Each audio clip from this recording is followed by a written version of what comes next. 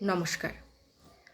আন্তর্জাতিক পুরুষ দিবসে কবি বাসুদেব কর্মকারের লেখা একটি আঞ্চলিক মজার কবিতা।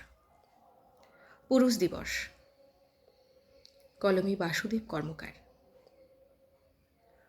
সকাল থেকেই বুক দৈর কইছে তপনের ভয়। বোটর চলুন লাগছে কেমন রুচকার মতো লয়। তাহলে কি ঝড় টইটবে, সঙ্গে বাদল বৃষ্টি।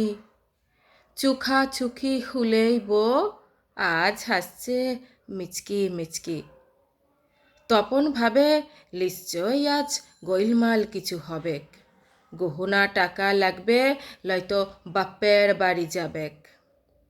যা বইলে তাতেই তপন মাথা লড়িন যায়।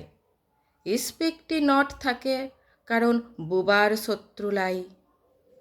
কিন্তু একই নতুন কাপড় কপালে দিলে ফুটা, তবে কি এবার হবেক বলি মাথা পড়বে কাটা। থালাটো সাজিং খেতে দিলে গালে দিলেক চুমু, বললে এবার নক্কি শোনা খেঙ্গে দাওগা ঘুমু। তপন ভাবছে তবে কি বোটার মাথা খারাপ হলো, হঠাৎ আজ কেমন যেন মানুষটো পাল্টিং গেল।